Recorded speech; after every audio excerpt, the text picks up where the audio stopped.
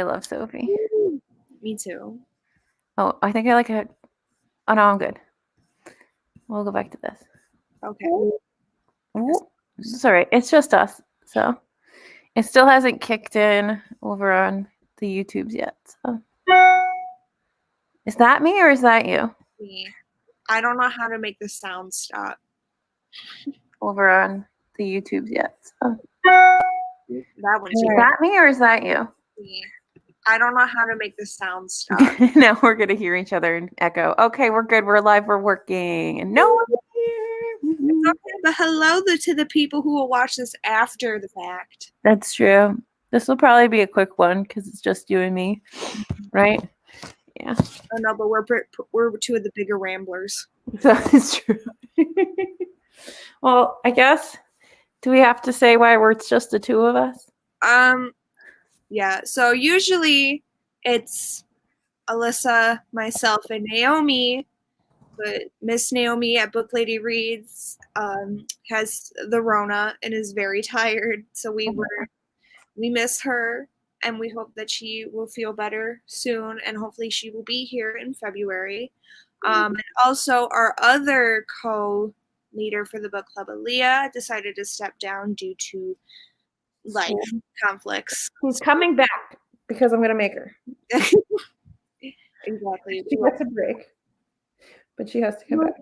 Oh, that's I thought somebody messaged the chat. Excited. It's just, saying hi and being friendly to no one.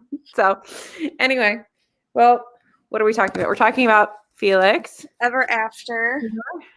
And did you read the bonus book or did you not get to the bonus book? Oh, Deb's here. Hi, Deb. Hello. Oh, there it is. Yeah. No. I don't know where it is. It's in our chat, not their chat. I did not get to the bonus book because January Was bad. It was bad. January was bad. I still read I think 7 other books.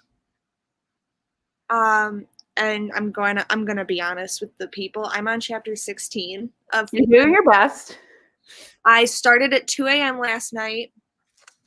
We made it I can talk about it. Alyssa filled me in. We're good. And I have many thoughts already on the first 60. I mean, you did have a death in the family. It's not like you didn't have things going on. So we had January was the month of death, doctor's appointments, dentist, everything.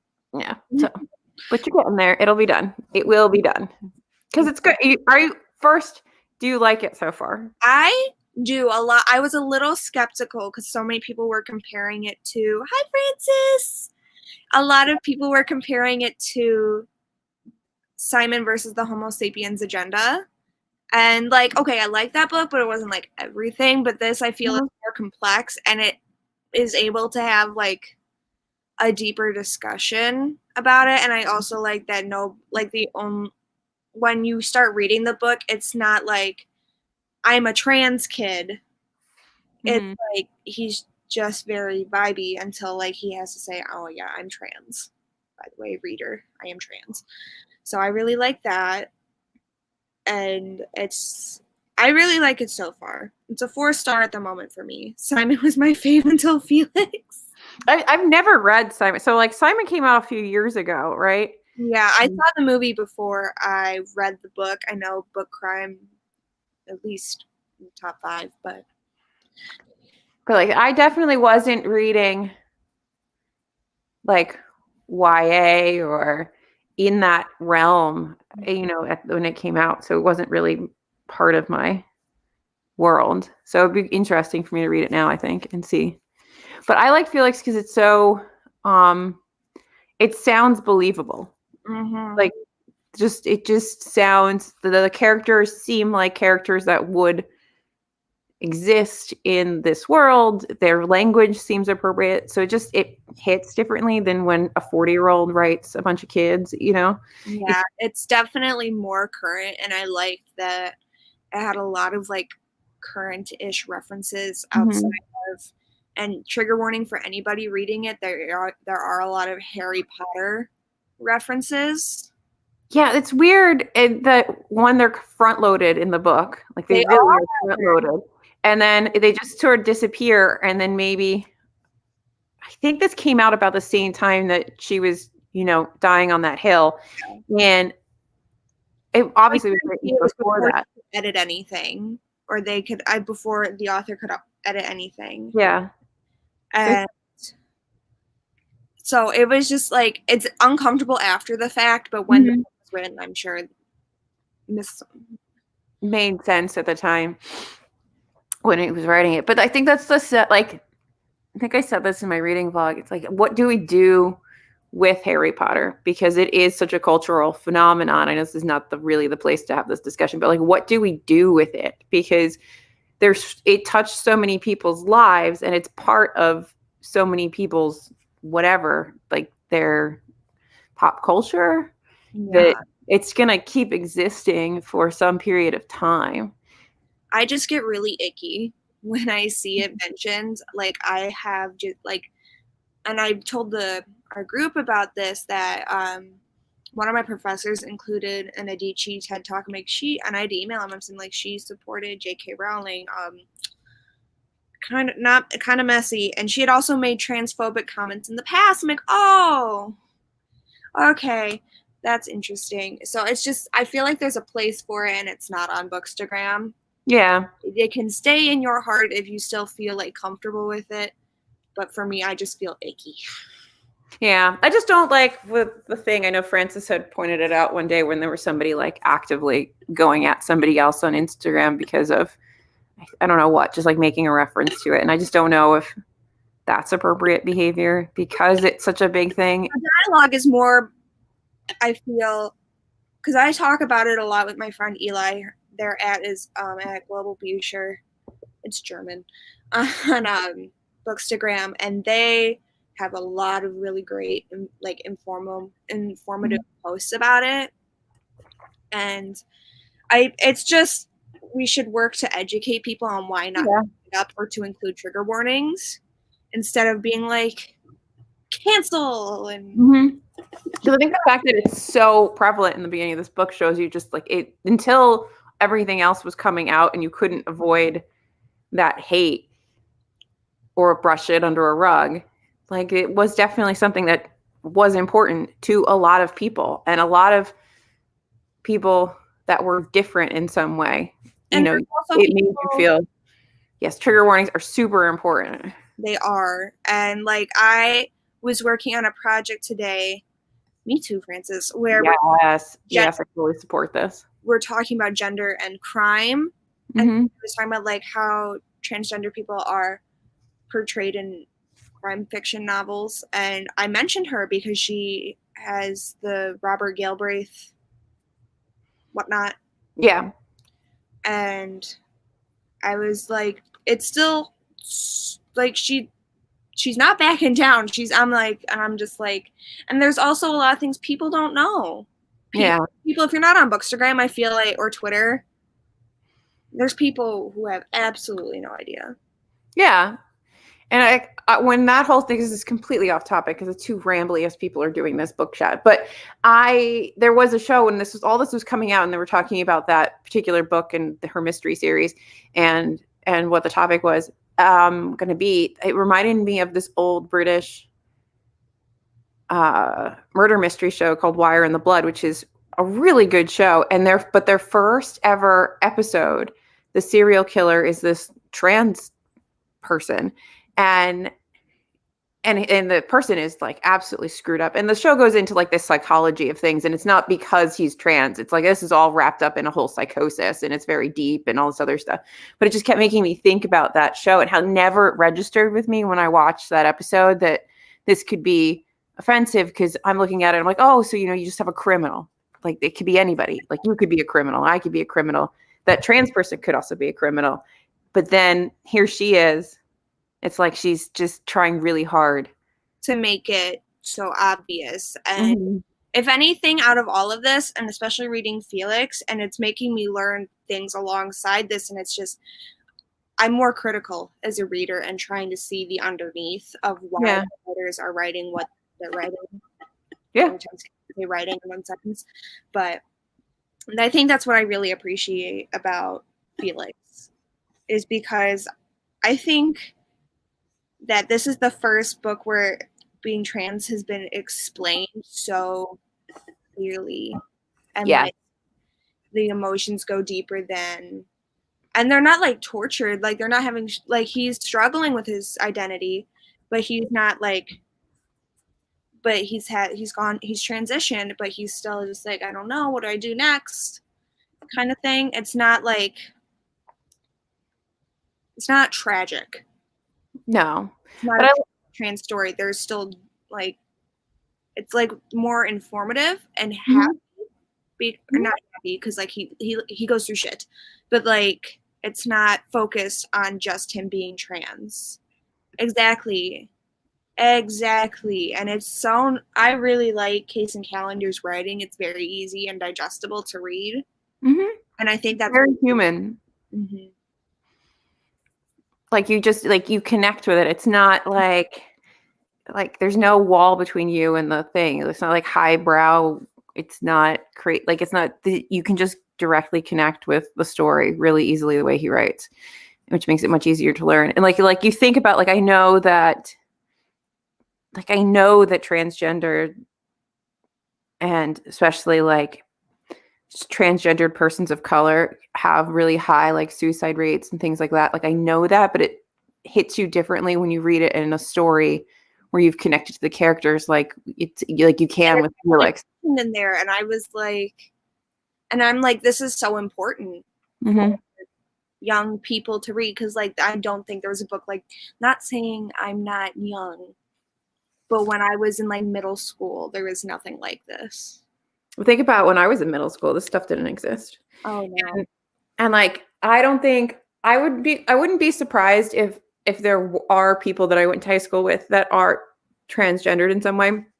But when I was there, we didn't have anybody who was transgendered, because if you were, you didn't talk about it.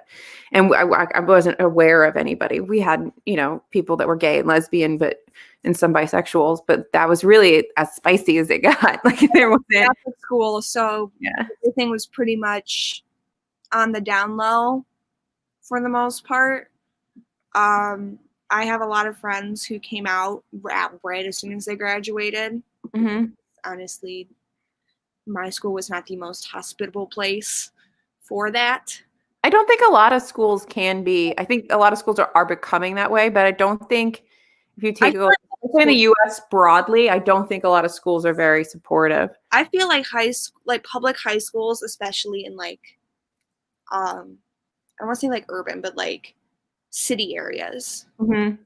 are, because I just feel like they have more resources. Like I remember, And they tend to have also a more liberal people as well. that part of it. That helps as well. More about trans people some years after high school. Yes, I'm sorry this book exists and other books like this. Yes. I knew the concept of like what being transgender was, but like I'm a women and gender studies minor, so like I didn't really like get super in depth into like the whole thing until I got to college, and I live in a pretty liberal ass town too, so it's like, it's just, I feel like there should be more in like schools and more literature provided about it. Well, I think people are, because I hear it from like my parents, where I hear my favorite phrase is, "It's just cool now. It's just cool now to be gay. It's just cool now to be like insert whatever the thing is," and you're like, they were there always. Like I don't think that it's given how much hate there is for people that are different, like we can just be like really general, how much hate there can be for somebody being different than whatever the typical norm is. I don't think everyone would just choose to be something where they're going to get shit on or potentially like beat up or harassed or like, no, I don't think everybody's a masochist. Like, no, people are who they are. Like they just are. So can we all just stop? Yeah. Great discussions. I really liked when Ezra said that he's like, I don't really want a label, and then Leah was like, I'm really proud to, was it Leah or Marisol who said, I'm really proud to be a lesbian? Oh, I can't remember. I'll find it. because I remember I just read the part. Yeah, I like that every character was really well thought out and was really diverse in themselves. They had a lot of things going on, so you got to see so many things. You had socioeconomical things, you had racial things, you had gay, straight, bi, all that, everything. Like there were so many different kinds of people, you stuck them all together in a story, and you got to really learn what the actual world looks like this, right? The world is filled with tons of different people. It's not just one group of people doing things. I really like that. Ezra, and I don't know why, but I picture him as the Ezra that was from Perks of Being a Wallflower movie. Ezra's a really great one. I think he's good. Like he's just nice. You need to finish though. Yeah. I don't want to ruin everything for you. It's okay. We'll finish it tonight though. Mm-hmm. Oh, for sure. I just because I have archaeology homework, so I will finish alongside. Yeah. What is archaeology homework though? Like, are you gonna go dig up a bone? Like, what are you doing? Vocab. Oh. It felt natural and real. Exactly. Yeah. Because it's also something I also noticed. They put them in like a group that was mainly LGBTQ, and I'm like, that's real. Usually, it's not like like a gay person in a group of straight people. Like it can be, but like more often, like I feel like my friends who were LGBTQ, they had their own like group at my school. Yeah, I they feel like locked together, and so I like how everybody in the group was like so different. Something. I love that he had that community center to go to. Oh my God! Like where is that? And I don't know if we even have that. Like where I live, I would need to look at. I'm gonna Google it and see if we even have one. Like my town has one, and I interned at it over the summer, which was not the best because it was COVID, but I still loved it, and I still love the facility, and I totally go back there. And I was like nervous because I'm like, I'm a straight cis woman coming in here to work. Like, is this okay? And my supervisor was like, yeah, that's okay. Just like, don't be a dick. And I'm like, somewhere in my house is my senior yearbook, and you will find a little picture of me in the LGBTQ club. You guys had an LGBTQ club? We were way back in 2000. We had an LGBTQ club. Yeah, we didn't get to have that at my high school.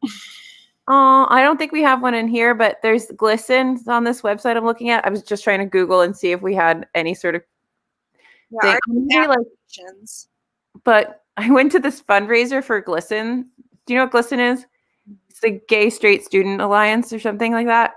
And I went to this fundraiser for them in Fire Island. So it was at like a pool party. And I'm obviously in shorts, but I had taken the kids that I coached. We'd done this kayaking trip, and they like knocked me out of my kayak, and I got this like massive bruise on my leg. And like, I just remember they were, there's this whole talk about like domestic violence within like couples and all kinds of other stuff. And the organizer came across for the pool to me and all concerned because I had this massive bruise down the side of me. And he's like, "Are you okay? Do you need help? Did something happen at home?" I'm like, "Oh shit, no, I didn't get abused. I fell out of a kayak." No spoiler. Okay. A book in bed. No spoilers, but how do we feel about the dad? Yes. Thank you for asking me. Go, Emma. Okay. So I'm only on chapter 16, and the dad, like, I've only experienced a dad naming Felix and being like, "You were my little girl for like so long." And I'm just like, and I also, this is something else my aunt brought up to me, because when she was asking about her friend's daughter and being gender fluid, she's like, well, she's grieving because she's like kind of lost a daughter. And I'm just sitting here, I'm like, she didn't lose anything. But she so this is where like I really think that he actually has a very good dad, and I wish that they both would go to therapy, because I think that there is an element of this as the parent, especially if you didn't know. Like a lot of times parents know that there's something with their kid, maybe, right? But maybe he doesn't know. We don't get into that in the story. So let's say he doesn't know anything. And then Felix is like, no, I'm Felix. I'm not whatever the dead name is. And he's really supportive and he's doing all these things, right? He got him the surgeries. He's a really good dad, but he still has like a decade of this is my little girl. And it's gonna be hard. Like there's a layer of that's gonna be hard for even a really supportive dad to get his brain like on the track, you know, all the time. So I don't know. I just really wanted to see the two of them go together and work on it. So like they could both understand each other and where they're coming from when like one gets upset about dead naming and one's going like, I don't want to make you upset. I'm just going through my process. And I love you and I support you. I love that he's supportive and that he was able to help Felix with his top surgery and was doing everything he could for him and wasn't like abusive or anything negative. I just wish that I don't know if they have a discussion at any point in the book, and it's okay if you don't tell me, but I'm hoping. I don't think they have the discussion that you probably really want them to have. I just want them to be like, when you call me that, this is how it feels, and I just want that communication. And but I also kind of want the dad has done so much already. I just want him to go, because I'm kind of seeing it, because I'm like thinking of like me and my mom, and I'm like, why can't my mom just do like this one thing? Like done everything else, but this one thing.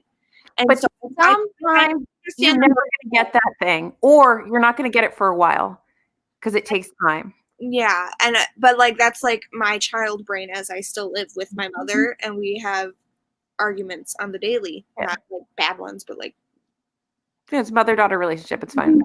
We all know, except for maybe Frances, because her and her mom are like the most adorable people in the world. So it's just like I'm thinking about it from like being the like teenager with the parent who doesn't understand kind of thing. So I understand Felix and his, why can't you just say like, oh, he's so valid in his feelings, which is why they need therapy, so that they can communicate appropriately to each other, so they understand each other, that things aren't maybe done maliciously. It's something you have to get used to, the change since I'm over. The dad was very supportive, but feels sometimes you just have to remind yourself. Exactly. Yeah. That's what I was thinking. I was just like, hey, I just want him to do like the extra push. Like, there are a lot of parents, like a lot of parents may never have gotten as far as he did, you know, and he's very lucky to have like the support of his parents, because I know, well, his parent, because his mom is a bitch. Yeah. I don't like her. I'm not a fan either. I haven't met her. It's my entire life. I'm trying to try harder. But like honestly, sometimes the best thing that you can realize when you're dealing with another person who's frustrating you is to understand where they, like, meeting them where they're at, because you can control you and you can control how you react to things. But if you can understand the other person, and are they trying? Are they working hard? Is this how they express love? Is this how they express things? You can get there. The mom was a bitch. She was a bitch.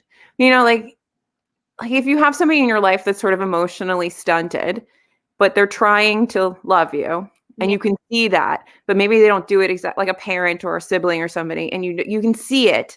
I also really understood like Felix's guilt for like, I shouldn't complain. Like my parent has done a lot for me. Yeah. Like I felt that shit. Excuse my French, but I felt that so. Look how you apologize, and I'm just like, bitch.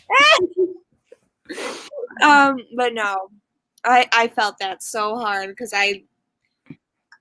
as someone also with just one parent, my mom and I have an odd. You guys have the perfect relationship. I don't know what you're talking about. You and your mom are so cute. I put a river between me and my mother, so you know. My mom and I were downstairs. My dad's in the cabinet. My dad's in the cabinet. I shouldn't laugh at that. No, girly laugh. It makes me feel good. No, he's not always in the cabinet. Sometimes he's haunting you.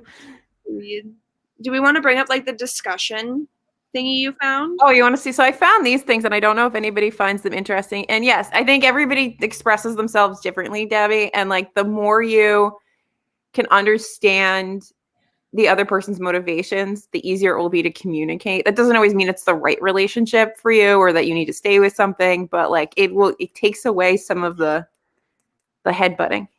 Thank What you does for it say? I'm trying to put a river. All right, so I can't even read this on my so when the Instagram trolls start sending Felix transphobic messages, Felix responds by saying, "You don't get to say who I am and who I'm not. You don't have that power. Only I do. Why is this true? What parts of ourselves do we only have the power to define? How does this power relate to the other areas of Felix's identity and sense of self, where others' views seem to matter more? The quality of his art, getting into Brown, being lovable." I feel like that's true because it's internal. It's who you are as a human being, and the reason it's like different for like his art getting around, that's like external. Yeah. I hate that he engaged with the troll for as long as he did. I would have blocked it like super fast. No, Francis, you have a lovely relationship with your mother. I mean, my mom's fine. I just need to keep the river between us. It's fine. We need space. It's fine. I feel like when it comes to like gender identity and like your like or what your sexual orientation, any kind of anything like that, that's you. You choose who you love. You choose who you are. It's all because you're in your mind and in your body. And I mean, I've never been confused about who I am, which is lovely. And I can only imagine how strange it must be to feel like you should be in a different body. Like I can't even. So like if you tell me that you feel something, I'm going because like I can't even fathom what that feels like. Me either. I'm also, and that's like something I don't wish I knew how it felt like, you know what I mean? Like, but I don't have the full understanding because like I said, I'm just a cis white woman. I'm over here. We're boring. We need the spicy. But so it's just, but I don't also want to like make light of like the trauma that this like can cause. But it's also just like, I feel like if it's up to you, I remember I was going to an all girls high school for my freshman year, and I was afraid of being called a lesbian because I was at an all girls school. Because you were in an all girls school? Yeah. I think I got some of that from being in the sorority, but I mean, there were a lot of us that were making out with each other too, but I just ignored them all. And I was like, are we done yet? Can we go out? Can y'all need to stop making out with each other? Like, I got stuff to do. Like, so I feel like the fear that comes from that is also like the stigma and the fact that like young people are afraid to express who they are. But seeing how strongly Felix felt and how not proud, but like how sure he was, even though he still had some questions, like how sure of his transition he was. I think like that's something people should not be able to affect or take from you because that's it's yours. Yeah. But like when he's like nervous about what people think of his art, it's kind of like in his mind, I feel like that's what they can judge. They cannot judge me for who I am, but they can judge me for what I can do. You know what I want to is this, I don't know what, I think because you've said Catholic school too many times and my brain is going there. I would love to see a story, and it would be really hard and would have a lot of trigger warnings, but about like conversion therapy and kids being sent away. Cause there's so many people, maybe because I've gone down too many YouTube rabbit holes, the amount of private institutions that are somehow connected with some sort of religious affiliation that are just schools to abuse children to like basically make them not be whatever the thing is, you know, that you don't want them to be, gay, whatever. There's a book that I have. It's called Heretics Anonymous. It's not about conversion therapy, but it's like all these kids who are different religions in a Catholic school. Mm-hmm. I haven't read it, but like I've been meaning to because I was definitely one of the kids who was turned away from religion really in high school because it was so like shoved down my throat, and it just hurt all my friends. And a lot of my friends came out atheists from high school because it just wasn't like it was just. And I'm sure that there's, and I'm not like, I don't want to be like a Catholic basher, like I support your faith no matter what. It's just my personal experience has like been shit. We're pretty atheist in this house, so you can bash whatever you want. I know, but for the people I don't want to be that person. I support your religious choices. It's just when I was there, I remember, this is a story I always tell. We had to get a permission slip to watch Chronicles of Narnia, and then we were forced to watch a movie from an aborted fetus's point of view. Oh my God. I mean, I fully support your choice to have your religion. I just don't support your choice to force your beliefs on other people. And I feel like that happens often. And so like when you're talking about, you know, who has the power to define you, you define you. And I'm tired of things from the outside trying to say, oh no, you have to be this thing. No, we are who we are. And the moment you can actually be yourself, it's probably the most liberating thing that you will ever experience. So when you get to the end of this book, Emma, and you get to see him have that liberating moment, it feels really good. Because I think there's going to be a happy-ish ending, so of some sort. I kind of want to. I'm looking at this money prompt, and I kind of want to talk about it. All right, so let's go. Let's do it. And then we'll find this conversion therapy book. Yes, I'm sure there has to be one. It has to exist. All right. What role do money and wealth, both access to it and lack of it, play in the novel? Felix calls out both friends and enemies on the privilege that wealth affords them. He tells Ezra he's wasting his opportunities, that wealth is a talent afford him, and that he tells Declan he is selfish to apply for his scholarship when he already has money. Do you agree with Felix? How might Felix's angst about worthiness connect to money in class? I feel like when you don't have money, the perspective is like totally like I don't even know what to think. Like I know, because I'm kind of with Felix, and like I agree with him about Declan and the scholarship, but also he doesn't know Declan's personal money thing, because Ezra's parents give him all the money he wants, but we don't know if Declan's parents do the same. That's right. You haven't gotten to Declan's full story. So, I mean, I think I like that they brought up money in class. I think that I think that they're really important topics that, especially if you're going to set something in New York City, it's really important to have that in there, because there is so much of that permeates. Oh, that's the wrong way. How did I make that happen? There we go. There's so much of that just sort of naturally in in social networking in the city. And I don't know. I mean, I just want to read this again. I mean, I think sometimes I think that's a normal thing to feel, that Ezra is wasting his opportunities. But I feel like Ezra also feels like he's a showpiece. So it's probably, some of it is actually about acting out and going against his parents, because he wants to be like a loved child, not a showpiece. That's, we struggle in New York. We do. It's hard. I mean, there's a lot of keeping up with the Joneses when it comes to living in the city. I remember being a young 20-something, and the amount of it's crazy. Like, it's too much. And then everybody's living basically paycheck to paycheck, whether almost doesn't matter how big your paycheck is, unless it's astronomical, because you got to keep up with everything. But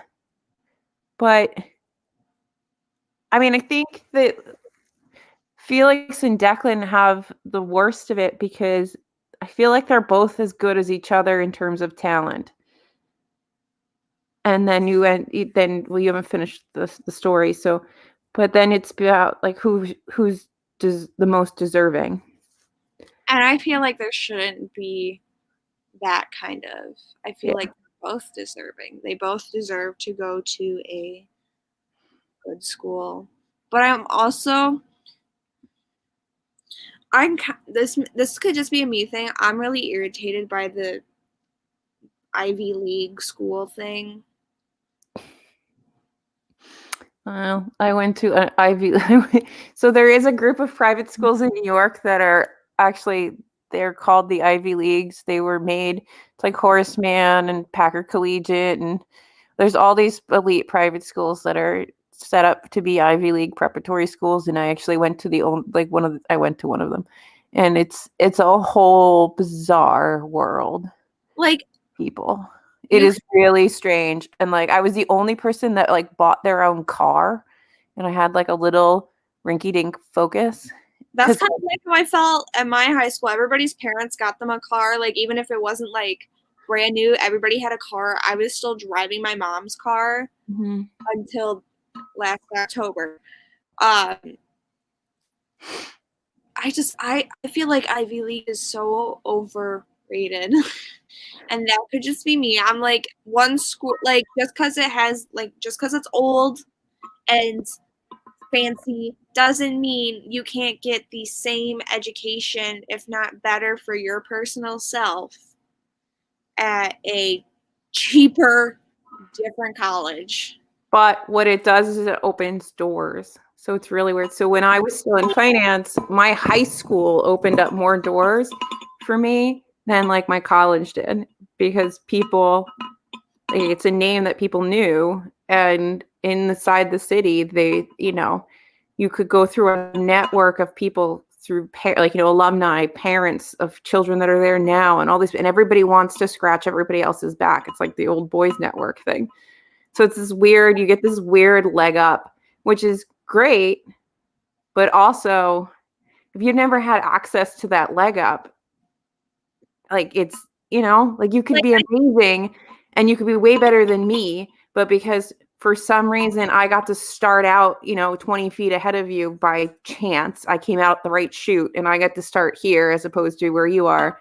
It's just, it's not a level playing field. Yeah, and like I feel like the only school in Michigan, well, not in Michigan because I don't know the entirety of every school district in Michigan, but the only one that I know of is called Cranbrook Kingswood, and you live on campus. It's a high school, a couple middle school grades. I'm not positive, but like it's bougie, it's fancy. If you say you went to Cranbrook, you're like, oh, you got money, because it's like the same price as college. Yep, that was mine. And like I know for me, like we have the public schools, Catholic schools, and then there's like the Cranbrook people who go to these fancy ass and all of us were like, you went to Cranbrook, and we're like,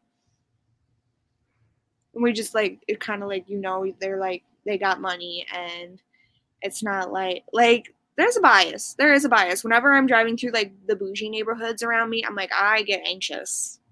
Well, I'm terrified of public school because I have no idea what it's like. And the only thing that I understand of public schools is what I've seen in like early 2000s movies and like the random reports of or like the random bad kids we would hang out with when we were trying to the only and it's like I don't have a normal. The public high school near me, the police were there every day. Yeah.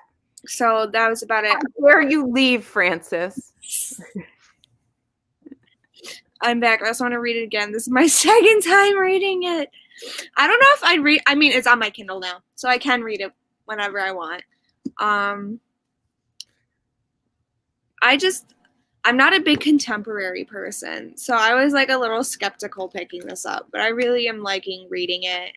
It's really. It was a really good contemporary because it actually talks about a lot of things. I usually don't like contemporaries when they're YA because there's usually some like weird, stupid romance I don't like that, or like I don't know, they become too formulaic. And I like romance. It's not that I don't like romance. There's just something about YA contemporary that it's almost like it lacks depth, but like this doesn't lack depth. Maybe that's my problem. So it's got because it's the first, I feel like YA contemporary that I've really read. Well, not the first, You can rant, Francis. I'm just saying that I have been so isolated from public school that like the whole thing, I don't understand. I don't know how it works. Like I don't. There's too many children. Like my little old lady brain is scared. I was talking about this with my friend Lexi. We were watching Big Mouth, and Alyssa, I don't know if you've ever watched it. It's on Netflix. It's basically these middle schoolers in public school going through like puberty, and it's really graphic, really gross. And they're talking about like all this different like sex stuff, and my friend and I were like, is this what happens when you don't go to Catholic school? Like, are you, because like some of this were like, we didn't know about this till like mid-high school. Like, what's going on here? Yeah, see, it's just our own sheltering. We don't know things, so it makes us nervous. Nervous. Debbie, I also love romance, and it's just, I think the only thing is I feel like I've outgrown YA contemporary very graphic, but it's very good. I love that dumb show. I do too. I feel like, Alyssa, I feel like you would either love it or hate it. What is it called? Big Mouth? It's got John Mulaney, Nick Kroll. I mean, I can try it. Yeah, I'm not good at watching TV though. It's on Netflix. But like, I don't know. I feel like public school is probably fine. It's just that like I have no idea. Okay, good. You better not be upset with me. Yeah, I think it does highlight classism, and I think that like, I mean, in my household, well, my dad didn't care where we went to school. My mother had her own like ideas of what she wanted for us, and like she wanted us to go and have this, and they spent a lot of money for me to do that, and like I had experiences that I wouldn't have had in public school because we went to this private school, and that's all great, but so many people don't get that chance. I don't think you should pay for high school. I'm sorry. And I know like you don't, like most people don't pay for high school because of schools, but like I just hate the fact that I paid $10,000 a year for I mean, I didn't pay it. My parents paid it, and probably my great aunt helped pay for it. But I'm also like, I don't think I'm paying. What am I paying you extra for to go to church? Like, I know they don't get state funding. That's like the whole thing. We didn't get state funding, but that's okay. But I'm also like, I'm paying you to go to church once a week and wear tights and go to a religion class I don't want to be in. One semester when I had a religion class, it was nap time. It was my designated nap time. I sat in the back, put my head down. One day, the whole half of the class was asleep, and he was just sitting there. I think the worst part, though, about the classism thing that as it funnels into education is how we fund public education in this country, and how it keeps lower income, and particularly lower incomes of persons of color, it can keep them in school districts that are piss poor based because of how we fund schools. And so it puts people at a disadvantage. So then there's all these programs that get set up to send kids to other places or to get kids out of these like shitty school districts. And we just need to redistribute the funds, because like wealthy school districts that are predominantly white don't need to have all the money. Alyssa, like, the clicky thing, you did the clicky thing. I did the clicky thing. I feel like they do that. They totally do that. Like literally, my only understanding of public school is what I've seen in like getting shoved in lockers, and so I'm sure my understanding is wrong. Like I know it's wrong, but I still don't like. I've never seen it, so it's like. And as much fun as I think it would be going back to high school, I don't want to do that ever again. Oh no.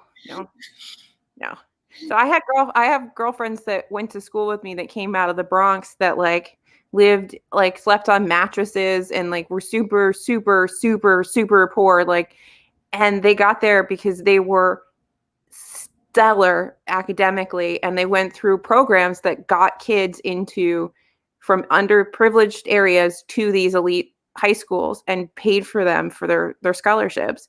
And the competition to get there is insane. And like, that shouldn't be the only way that you can get this stellar education. You can't send me back to high school. No. Period.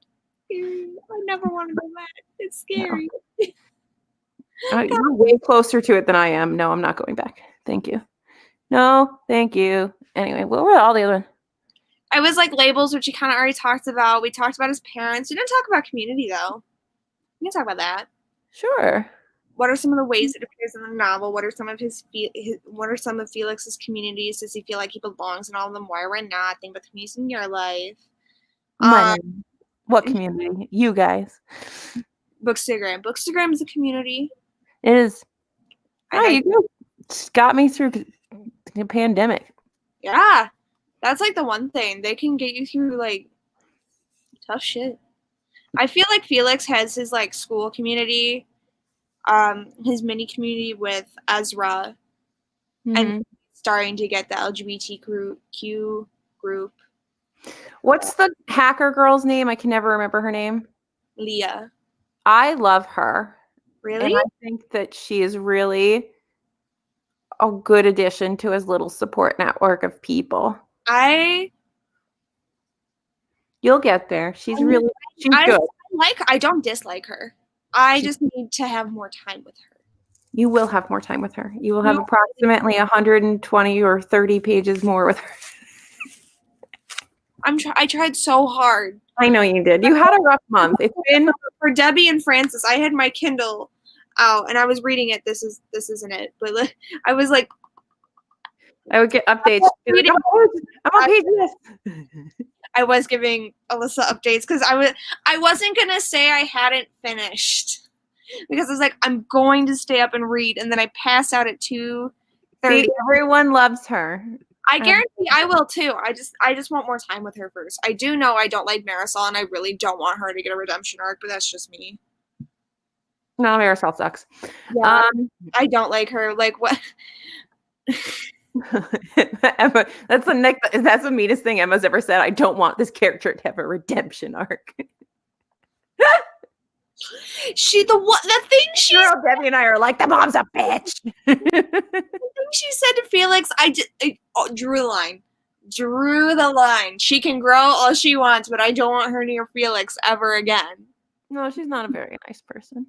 Like how for Mexican Gothic, I finished like 10 minutes before. Francis, I didn't finish. This is the second time I haven't finished. And this is the smaller. I finished Priory of the Orange Tree.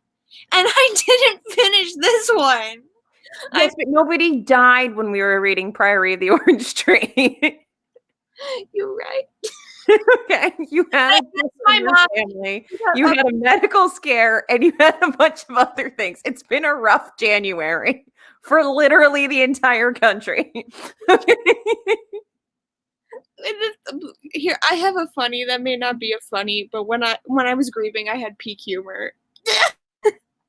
I asked my mom because we had the wake, but we only had like 25 people in the room at a time, and it was just my aunts and uncles. None of my cousins were there except for my one cousin who I don't talk to because she's older, and we don't be nice to yourself. It's okay. I asked my mom, I was like, can I bring my Kindle to the wake? And she's like, no. And she's like, but no, probably not. I prefer you did it. And I'm like, we're just me sitting there for 4 hours. We had a total of 8 guests because COVID. And I was like, I could have read so much. It's okay. You're going to finish it and you're going to be like, oh my God, it's going to be so good. I'll do a post on TBR Lowdown tomorrow because I also realized we need to be better about posting, and I need to be better about posting because we haven't posted since January was rough. Yeah.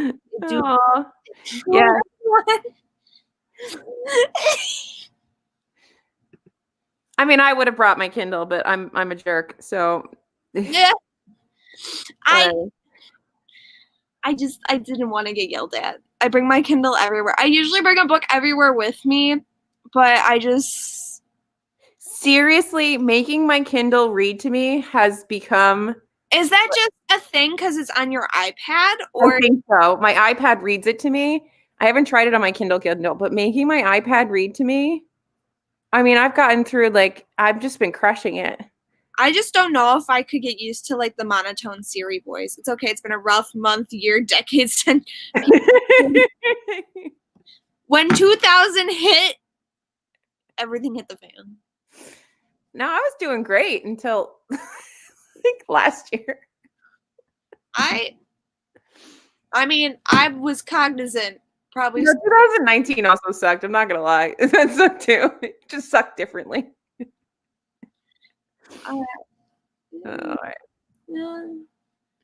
It's here and there, here and there. I can't pick out. Nothing hit harder than 2020, but No, that's 2021's 2021's kind of giving it a run for the money though, because it's only 1 month in. We're already. February might suck a little bit, but not until the end, because that's when I have to wake up with the ass crack of dawn to. No, I'm just hoping to get out of this thing so I can go back. What did I do? No, I know what you did because you were pushing the cart. But did they give you like an estimate of time of how long it'll take? So he gave me a cortisone shot on Friday, and he said that would take about 3 days to work. I guess it's getting better, but like I've been trying to take the brace off for a bit and then put it on and off and on. But I still don't feel comfortable like driving, and I don't think I'll be comfortable working until I feel comfortable driving without it. But he says I might need a second one. So we pushed it out. So I'll see him not this week, but the following week. And so I might be able to go back to work then. 2020 was weird. We weren't used to anything that happened, and it kept happening. Really, it was one punch after the other, and it just keeps going right now. It does. It just keeps going. It's been bad. But anyway. I do feel that this was a good book to start the year off with, though. Yes. Alyssa, you are working that brace. Me, I work it. I would snap, but I can't. I can't do it on this hand, and I definitely can't do it on this one. But so when we went to that lunch, I went to a retirement lunch for one of my colleagues today, and one of the doctors came, and we were talking about how I got hurt at work, and he's like, "Oh my God, I did that. It was so painful." And I was like, "Thank you. I'm so glad that you know how painful this is, so that I am validated in not being at work." See, the only thing I got going on is this finger kind of throbbing because the nail was digging into my skin. Oh, you should probably fix that. I did fix that. It doesn't hurt that as much anymore. Y'all helped me read 15 books. 15 bucks? Woo, period. I got to 7, and hopefully if I finish this, it'll be 8, which will beat my last January by 7 books. I only read 1 book last January, and it was Well Met. So we're going to read Well Met. Huh? I still have to read Well Met. It's so good because I might reread it because I have to read Well Played. So if I finish Aurora Burning, which I probably will today, I'll have 24 for the month, which is not bad. Jeez.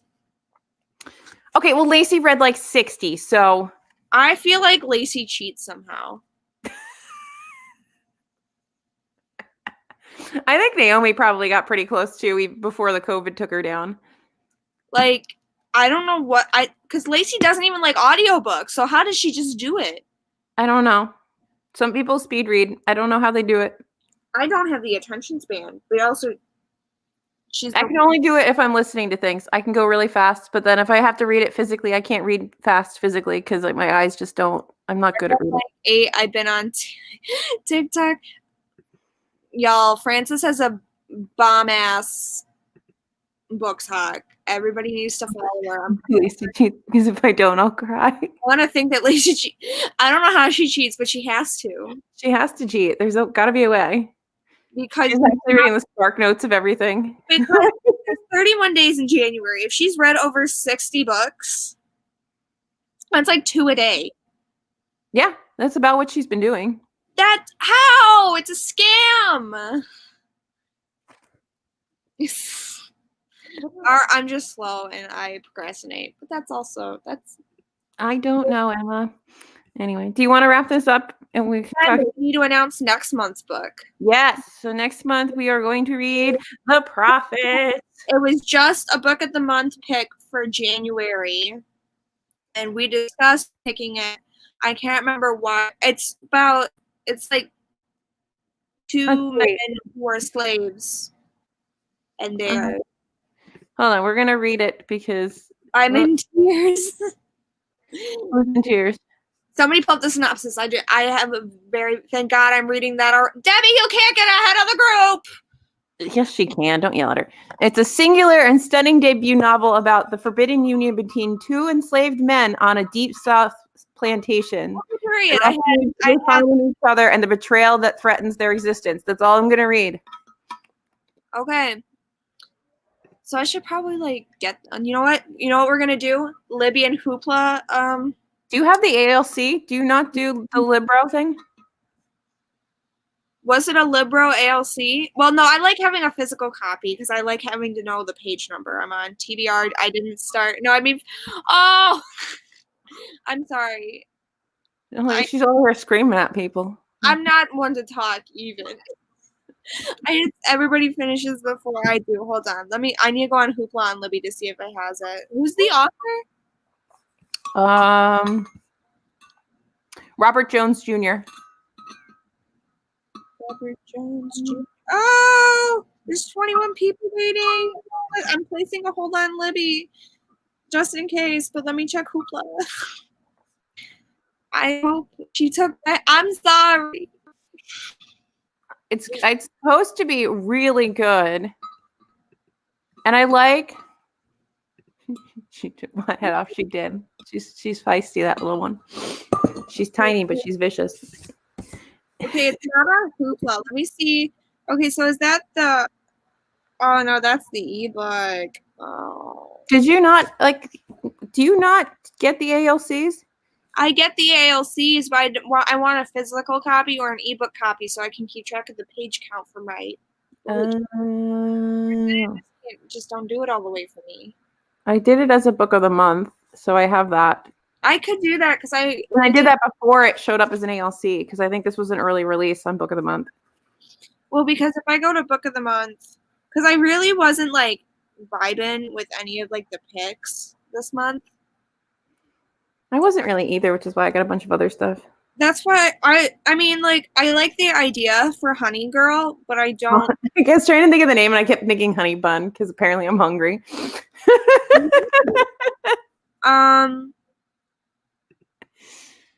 Honey Bun. Let me look at the add-on. So it's still on there. So yeah, I could get it from Book of the Month and use it. Yeah, okay. I'll probably do that for my Feb. Good. All right. It's very. We didn't do so bad all by ourselves. We did. We rambled so much, but we're still under. We talked about so many things. See, you want? We'll eat honey buns and read Honey Girl. Now I want a honey bun. See. But the only time I ever seen them is in vending machines. Fun fact. I don't think I've ever seen them. I've only seen them at gas stations, so. Close enough. Yeah. Anyway, I had cake today already, so. Amazing. Really good cake. I've had cereal, a granola bar. Let's see if I have a picture of the cake. And yogurt. Basically a very spread out breakfast. And my mom's doing chicken for dinner, which I'm. Hey, look at this cake. Oh, it's kind of in a weird picture, but can you see the cake? Where am I? Can you see me? Scoot it up a little bit. There we go. There you go.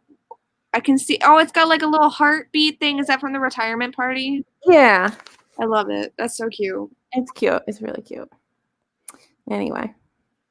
It was we're all just going to give each other COVID. It's essentially what's happening.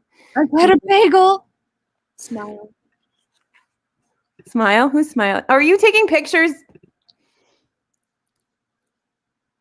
Did you do it, Francis? Can we make weird faces? Do you want us to hold up the book?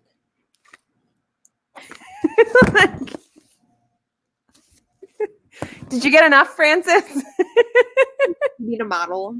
I love it. We love you, Francis. Yes, she got it. Oh my god. All right, let's wrap this up. Yeah. I feel like I have one more thing. What? Do we want to mention reading sprints here? Oh yeah.